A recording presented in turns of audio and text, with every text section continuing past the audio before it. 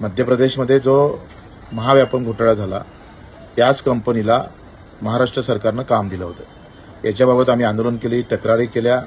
मुख्यमंत्री त्यावेळी देवेंद्रजी फडणवीस होते, त्यांना सांगितलं, पण सगळं काही मिलीभगत होतं असं एकंदरीत चित्र होतं। आम्ही आयटी संचालकाला सांगितलं का हे सगळं बंद करा, ज्या सुविधा आहे त्या सुविधा भेटत नाही, मास्क कापी होतं आणि मेहनतीनं मोठ्या कष्ट करून शिकणाऱ्या पोरांचा मोठ्या प्रकारचा लॉस होतात, त्यांचं आयुष्य उधळलं जातं। या संदर्भात आंदोलन केलं आणि त्याच्यावर आमचा गुन्हा दाखल झाला 353 आणि आज आम्हाला काल आमच्यावर 6 महिन्याची सजा मला सुनावली गेली।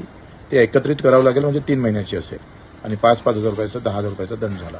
पुन्हा एक न्यायालयानं आमच्यावर सजा सुनावलेली आहे। आतापर्यंत 5 केसेसमध्ये आमच्यावर गुन्हे दाखल झाले, एकूण 350 गुन्हे दाखल झाले, 5 गोष्टीवर सजा सुनावली आहे आणि ते सगळ्या बेकारवाईमुळे प्रशासन काम करत नाही, सरकार लक्ष देत नाही आणि अशा सगळ्या याच्यामध्ये हे गुन्हे दाखल होतं, आमच्यावर सजा सुनावली जातं। पण न्यायालय कधी या सगळ्या गोष्टीकडे पाहणार का? सेवा हमी कायदा निर्माण झाला, सेवा हमी कायद्याच्या किमान आम्ही पाहतो का 7 दिवसाच्या आत त्याला एखाद्या सामान्य माणसाचा अधिकार आहे, त्याला पत्र दिलं पाहिजे, काय कारवाई केली ते सांगितलं पाहिजे, पण एकाही कार्यालयात कुठलीही कारवाई होत नाही। पर्यायी लोक आमच्याकडे येतं, आम्ही त्यांना फोन करतो किंवा डायरेक्ट जातो आणि काही बोललं तर 353 सारखं हत्यार उपसलं जातं। देवेंद्रजींचं उपकारच केले, कारण त्यांनी हा 2 वर्षाची असणाऱ्या कायद्यात 353 मध्ये बेलेबल होती, 2 वर्षाची सजा सुनावली जात होती, आता ती 3 वर्षाच्या वर झाली आणि म्हणजे एक चांगलं संरक्षण आता अधिकाऱ्यांना दिलेलं आहे।